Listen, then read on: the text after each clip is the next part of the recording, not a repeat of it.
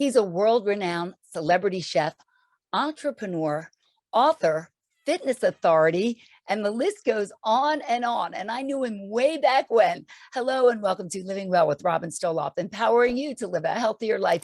I am so excited to welcome Robert Irvine, celebrity chef Robert Irvine. How are you? Listen, I'm not a celebrity chef. I cooked for you first, so that doesn't count. I was going to mention that before we dive into this. It's a long time ago, but when you were working in Atlantic City as a chef, where I am right now, and I was in the television business, of course, our paths crossed, and I interviewed you many times, and you were so gracious and kind to agree to come to my home and do a cooking demonstration for my friends and family, Italian night. We had the best time. It was just so nice and so wonderful of you. It's so funny because occasionally I'll go through, I have 2 cases of pictures in my library here. And occasionally I go through them and I found the original picture, one that you actually, funny enough, sent me. And I found it. It had such a great night. Atlantic City is a very close and personal thing for me. It's where I cut my chops as a chef, and TV, you know, the weekend TVs and things that I would do there that really kind of catapulted me into this world. So I love going back. I wish I had a restaurant there. I wish they did. Well, come on, we need a wine. good restaurant. I think I wish they do food and wine again. Yeah. But we'll see what happens. Yeah, well, that was a wonderful night. How many people can say that they have world-renowned Robert Irvine cook for them? So it was so much fun. And that was, I'll tell you what, my son was 2 and now he's 22 in college. So yeah, we haven't changed a bit. We haven't changed a bit, right? I know, right? It goes quickly. So you have got so much going on. I can't even keep track of it all. It's amazing. But let's talk about your television shows. You have 6 going on right now. I think most people probably know you best from Restaurant Impossible, but what are you doing? How do you keep it all together? It's interesting. Restaurant Impossible has been running 13 years, which is far beyond my wildest dreams. Dinner Impossible just came back. I started a new show yesterday with John Taffer called Restaurant Rivals, which is pretty amazing. Me going against him fixing a restaurant in a very short amount of time. Then we have Revisit, then we have Cheat Day. So there's a lot going on in that world. I'm on the road 345 days a year, 150 of those with our military. So there's kind of a section of that, but it's busy, and I don't know any other way to be other than busy. You're either fast forward or you're stop, right? And you are fast forward. That's for sure. So tell us just briefly, what goes on behind the scenes? Let's just talk about Restaurant Impossible. It's really a people show. It's a cooking show, but really more of a people show, isn't it? It's funny because people say to me all the time, you know, is it really 48 hours? Is it real? Is it? Yes, is the answer. It is. The realist, I know nothing about the families before I go in, and I choose that because I don't want to prejudge people. So you tell me the story when I walk in, and in actual fact, the build is around 36 hours because every time I have to talk in the restaurant, I have to stop them working because it's too loud. Sure. So Tom's been with me 13 years. We've done almost 300 episodes of that show. And we are, in the last 3 years, 96% successful of those restaurants that we touched. And the biggest thing that people don't know is that, yes, it's 48 hours of filming with 6 cameras and da-da-da. But what we don't show you is all the stuff that happens behind the scenes of teaching or things that the store owners or the restaurant owners tell me, you know, their sexual problems, their marital problems, their kid problems, because it's none of the viewers' business really. Yeah. But we have to deal with that. We've had people that have been raped. Oh my God. We've had people that are, and I'm that conduit to, they feel comfortable enough to tell me. And then we have the responsibility of getting those people help.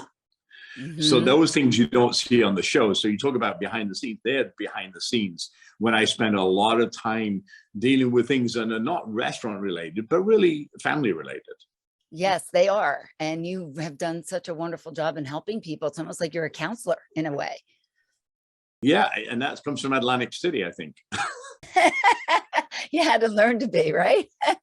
Yeah, we're working in Taj Mahal and on all the unions, and Bob McDevitt there, who's still the president there of the union.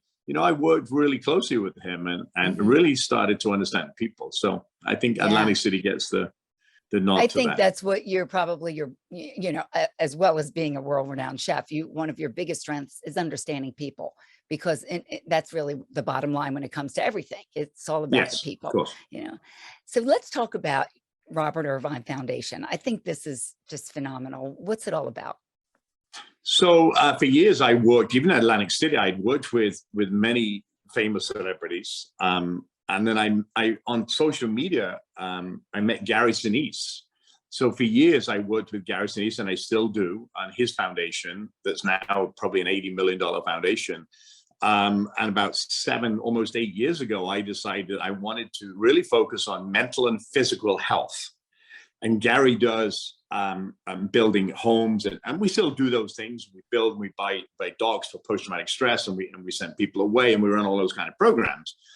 But I really wanted to branch off and focus on mental and physical health, because I'm a fitness freak just like you. And when I think of the work, and we can get into that later, but with the military, feeding and fitness, it kind of followed my path of where I come from. So the foundation is really about 8 years old. It focuses on mental and physical health. We travel about 150 days a year with our military, Afghanistan, Iraq, Syria, Poland, Spain, you name it, in that time. And I really focus on what we're doing with the military, which is H2F, which is a holistic approach to food and fitness. So it's not only nutrition, but the foundation is based on that work. So it kind of goes full circle with the food that I create, the people I serve, and then our nation's military and Gold Star and veterans, Gold Star families and veterans. So the foundation is all about making life better for those that have served, those that are still active duty, and those Gold Star families that have lost a member through war. Who deserves it more than them? And I'm so glad you mentioned mental and physical health in the same sentence, because so often people talk about physical health as if it's a separate thing. It's all one. And I do so many interviews on mental health, and I think the attitude is changing, but people still have a little trouble accessing help. If you broke your leg, you would go to the doctor and you would go get help. If you have mental issues, people still have a little bit of a stigma behind that. And I'm sure in the military it exists. So I'm sure you're trying to overcome that. Yeah. Years ago, I did the SAMHSA Awards, which was an award, a TV and movie awards for portrayal of post-traumatic stress, and really getting it out into the general public. And I felt that was, for me, a big change. And I've worked with so many amazing heroes that have lost limbs, that have not lost limbs, that are just marred by war. And it's very hard for people to ask for help because they don't know how to. And we see, and you just mentioned it there, Robin, that now it's becoming less of a stigma, but it's still a stigma. And people, for me to be out there and saying, hey guys, listen, we have this foundation, we can help you in any way, shape or form. We partnered with Boston University. We talked about, the NFL with concussion and all these kind of things, bringing that learning into our military space and our kids, especially through COVID. Right, COVID, people being crammed up, suicide levels gone through the roof, not only in young adults, older adults, but also in children. And we never hear about that. So I think it's one of my missions to make sure everybody knows that it's okay to ask for help. It's okay to get talk to people, even if you don't think you have something wrong with you. And I think that's our foundation, that's our physical, that's our mental, that's our spiritual. It's not just one thing. It's not physical, it's not mental, it's spiritual as well. And I think it's so funny, for 10 years, I've been trying to get 10 plus years with the military. And finally, we're getting there. We're really starting to take care of those that take care of us. And there could be, 19 to 68 years old, but they're taking care of us. And we're finally making that leap. The government and the military is finally seeing, oh, it's okay. Yes. So Yes. yeah, it's good And the fun. military personnel themselves, when they start to see their buddy talking or somebody else, they feel it's okay to open up. So it's such a, Absolutely. it comes full circle when people actually open up, and it can help them so much. It's just really important. And I'm glad you're doing something like that, because And I will say, if there's anybody listening to this that needs help, we have a great support system, taps.org, TAPS.org, Tragedy Assistance Program for Survivors. It's unbelievable. We can get you into places and we can get you help immediately. So if you have that issue, I'll put that in the show notes. I'll put it in the show notes so people can access that. That's wonderful. So let's talk about some other things that you're doing. You are an entrepreneur. You are really something. And I would like to talk to you about the FitCrunch, about your book, Fit Fuel, and your workouts. Because I love my workouts. I'm into it and been doing it my whole life, just like you. And I know you work out quite often, right? I work out 7 days a week. I've just, in fact, come back I now, as I get older, my training has kind of changed a little.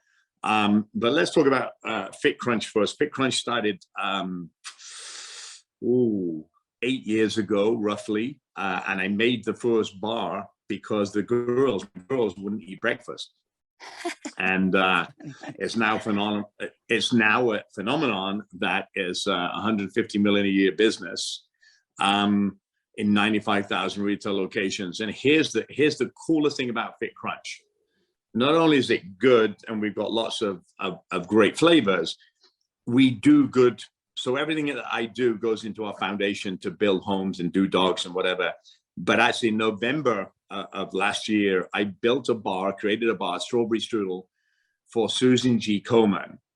And we sell that bar on Amazon, and all the money goes to see for 1 year. So we're doing good things with it. As far as, kind of the fitness routine, I'm working out with 20-something-year-old Marines and Navy guys and Air Force guys.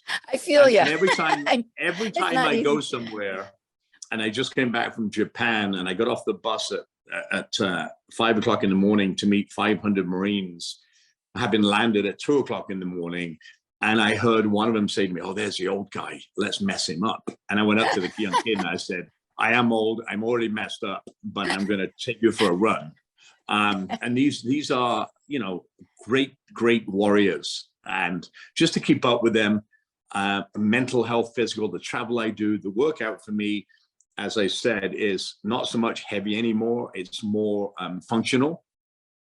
A lot of core training, a lot of cardio that we don't think of jogging on a machine and doing ellipticals, sled pulls, and all those kind of things that are alien to me as a body kind of builder. I embrace the muscle and fitness of the world. I saw that, and you look fantastic. You got to be the most fit chef out there, I have to say.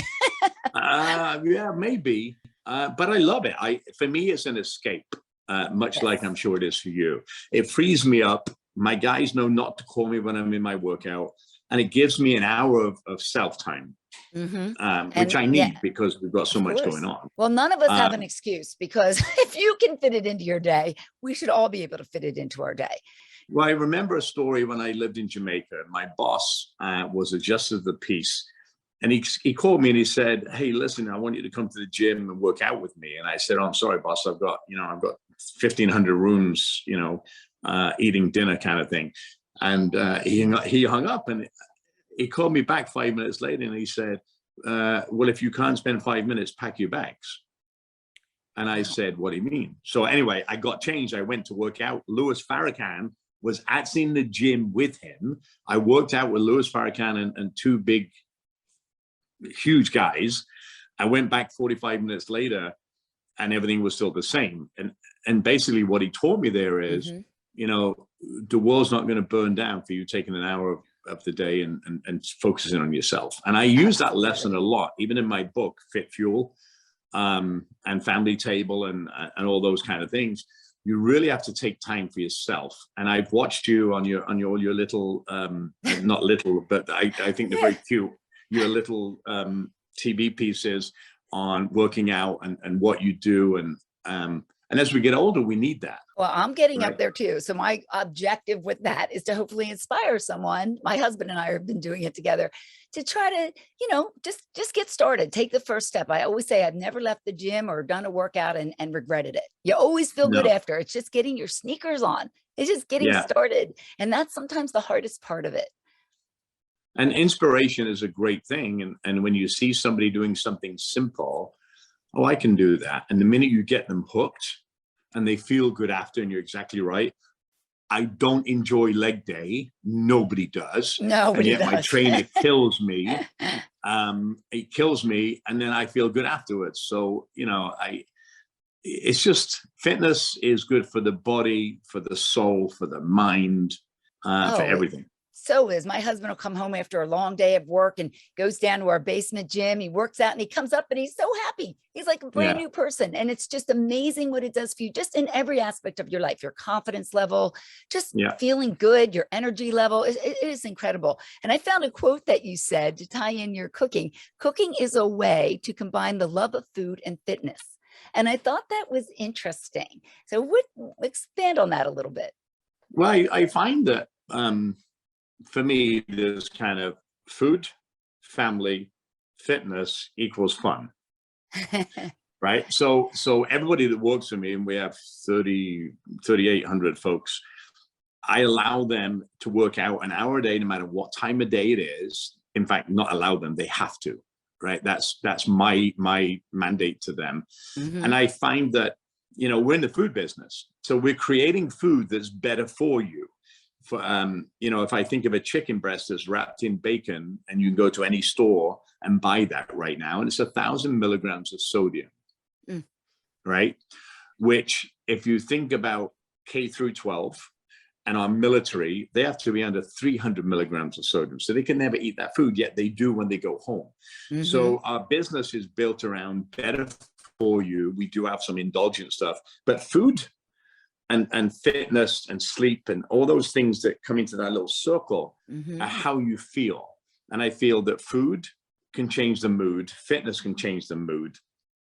And when my kids come here, I make them put the phone down, and so instead of doing all this, so you can actually converse and have fun. Yes. And yes. I always tell families, get your kids involved in food early. Take them to the store, blindfold them, let them pick out greens, cook. Give them prizes, let them make a mess, because the more they're not afraid of food, the more we don't go to junk food. Mm-hmm. And we have it in the military right now. We have 90-something% food insecure in our military, which we're addressing this year, but it's the same on the civilian side. So we're trying to figure out, how does food influence behavior, which it does. It also influences post-traumatic stress because of memories. So food is a huge contributor to everything we do in our world. Oh, and it absolutely is. I find that in my moods, if I don't eat and I'm on set, and I normally, years ago, I would not eat for the full 48 hours because I'm so busy sledging, cleaning, all the things you don't see that I do. And one of my producers, Jill Lippman, came to me and said, "Are you okay? Did you eat anything?" I'm like, "No, I'm too busy. Whatever." And she realized that I wasn't eating. And here you are in a restaurant. This ogre fixing a restaurant and ripping everybody's head off because I was hungry. Yes. And that's the first thing I ask people now. When was the last time you ate? Yes. How are you eating? How often are you eating? Because isn't it funny that it's something that's so basic and yet so complicated at the same time, in a way? We make it much more complicated than it is. We do, because there's so many people, I'm not a believer in diets. I'm not a believer in all those fat things. Listen, eat smaller meals more frequently.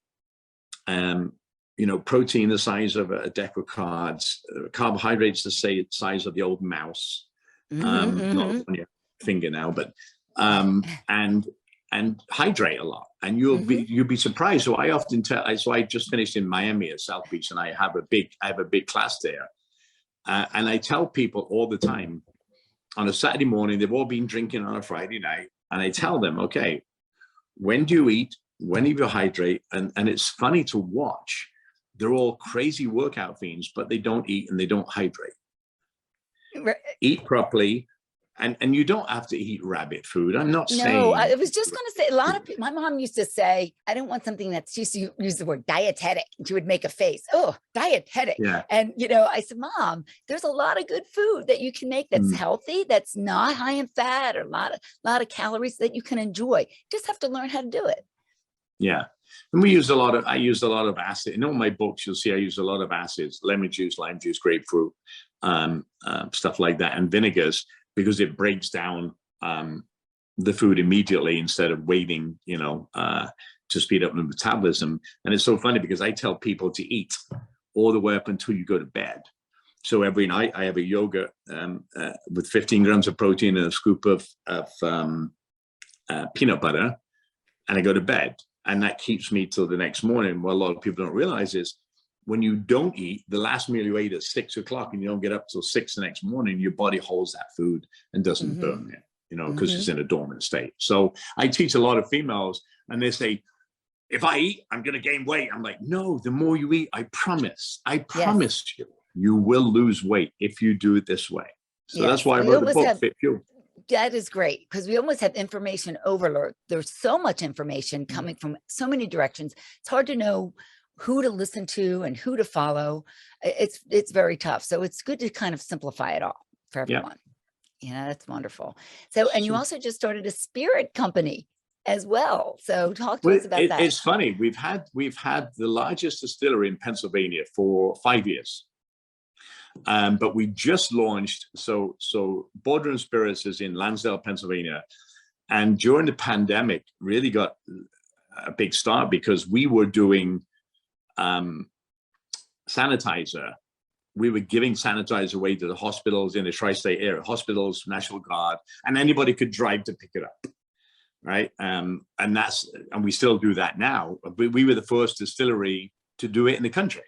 Not because I thought of it, because my still master thought of it. And I'm like, okay, great. Next minute, I'm getting some insurance for 53-foot trucks of alcohol in front of my distillery. And I'm like, I don't know if I like that. Yeah, right. In a residential area. But so we did that. And then I thought, well, okay, so let's take Irvine's. So Irvine's is a national brand now in 42 states, soon to be in all of them. But and the money, again, everything we do goes back into our foundation to change people's lives. FitCrunch, the same thing, the food company, the cleaning company, the spirit company, because I truly believe that collectively, if we do one good thing for somebody we don't know every day, and it doesn't have to cost money, it can be helping somebody across the road, giving them a hug if they say it's okay, listening, which is the biggest thing, because you can save lives.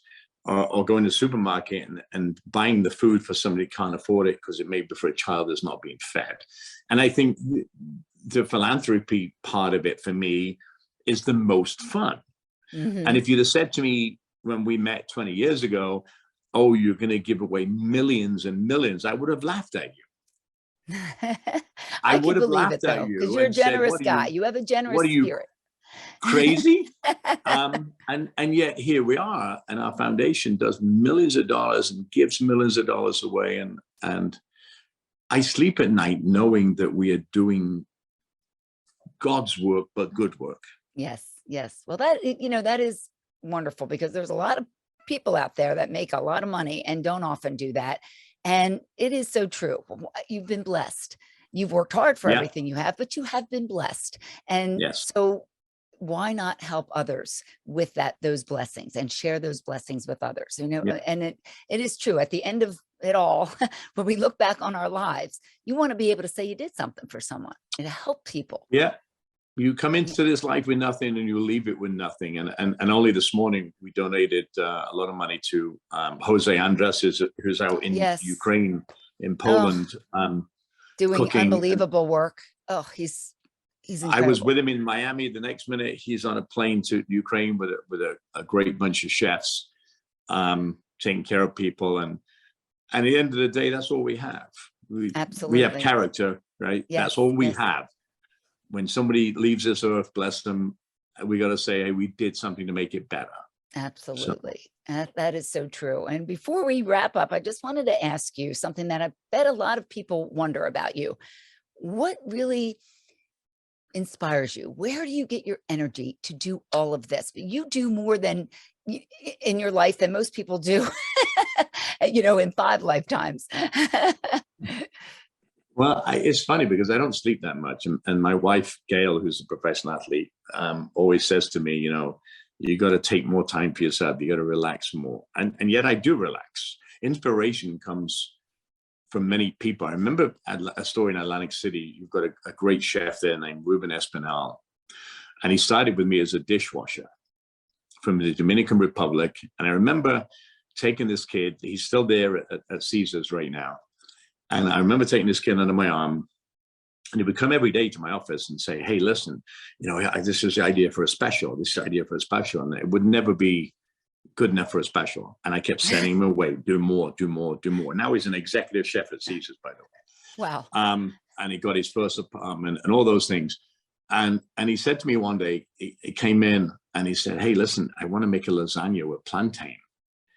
And I said, oh, that sounds interesting, because it was, it's a starch. So we did one, and I was blown away by it. I really was, because normally you use lasagna, but this was a better, healthier, better tasting thing. And I use it all the time, but I always give him the credit. But I think inspiration comes in many forms, and people, places, things, books. And it could be the silliest of things. And I'm like, oh my God, look, I'm a people watcher. So I go to an airport, I sit for hours in the airport and watch people. In restaurants, I watch people, I watch their habits, because that's how I create products. That's how I create things, and try and get intuition into people's thought processes. And then I'll go up, and if they do something, I'll go up and say, hi. And they go, oh, all right, why did you do that? And they'll tell me, and I'm like, okay, that was really smart. So inspiration comes in many things. And I'm very heavily active on social media, Twitter especially. I do that myself. And I ask a lot of questions, you learn. I learn from people in every walk of life. And I think that's you just said there's a lot of celebrities don't do things, and they should. Absolutely agree with you 1,000%. But I think a lot of people can be humbled by just listening, and learning. And people say to me all the time, why do you take that idea? Why are you working on that? Because somebody said it was a good idea, and I think it is. Yes. Some of the smartest people in this world, way before our time, the light bulbs and all these other things that have gone on, coat hangers that don't slip your clothes off anymore because of the piece of foam. The simplest thing, right? Someone thought of that. How silly is that? But it's $1 billion business, right? So there's nothing silly. And I always say this when I ask people, if you have any questions, and I say, there is no silly question, only the one you don't ask. That's for sure. So yeah, did you ever think that you would be? I knew that you would always be a success in whatever you did, because you just had it. You had what they call the it factor. You just had it, and you were so energetic and really great with people. You just had something. I knew it. But did you ever think that you would ever achieve the kind of success that you've achieved? No. There has been so many people, there's a little luck involved, there's a little talent involved, a little bit, but it's really about the people you meet and the relationships you forge. So here we are 20 years later. And I've done that with all the military folks that I work with, that have been sergeants, sergeant majors, captains, and now they're 4-star generals. I'm a great relationship person. I believe in relationships. And the giving of things without requiring something back. And I think that's the biggest lesson I've learned in my time of making mistakes, and I made some mistakes, is that when you give freely with no strings, and that can be time, it can be an interview, it can be whatever it is, there are no strings attached to it. Because that way, when something happens and somebody calls you and says, hey, Robert, can you do this? They've chose to call you back.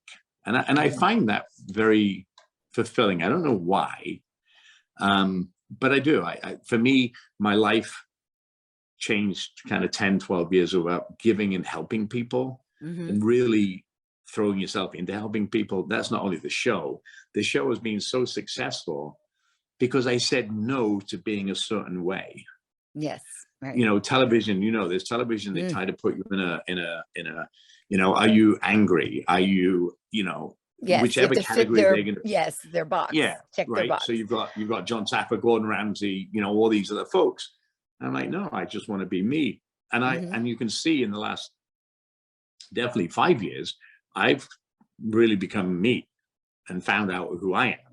And I'm a lot softer. And I'm not saying I'm always soft, but I listen more than I used to. Yeah. So I think we that's learn that as we age. I think as we get a little bit older, I think we all hopefully learn that it's important. And your daughters have an opinion now. So when your daughter says, Dad, stop being a, you know. Yeah, well, your kids will always tell you straight. You know, you're not a celebrity to them. You're just dad. Yeah. Yeah. You know, for sure. You're doing so many great things. What's the future hold? Just more of the same, you know. Yeah.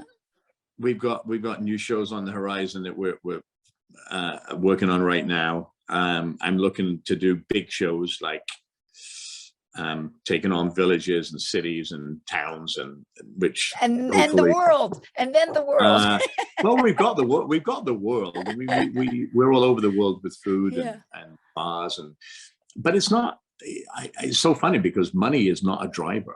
It used to be a driver long ago, and people say, well, you know, how can you make the world a better place? And I find that's what this is now. It's about what more can we do, right? How can we change things and be better, like fitness and food and kids? You know, I have a lot of kids with cancer that I take care of, and they're the highlight of my life. My family, of course, but when I see these kids suffering and you know, I walk into glass walls in a hospital just to make them laugh. You know, I know you kick the thing on. You know, I think it's giving joy to other people. It gives real joy to me. I think that's what it's about. True wealth in life. Well, thank you so much for spending the time. I know you've got so much going on, but so great to reconnect with you. And you reached out to me on LinkedIn, which was really terrific. That was very nice of you. So I thought, well, let me see if Robert has an hour to do a podcast with me. And you were so gracious to lend your time. Thank you. Well, I'm always got time for you. Now I'm going to run off to meet some lawyers, but I was a lot more fun. Yes, for sure. Well, thank you so much. And thank you all welcome. Thank you. Thank you all for joining me today for Living Well with Robin Stoloff, empowering you to live a healthier life.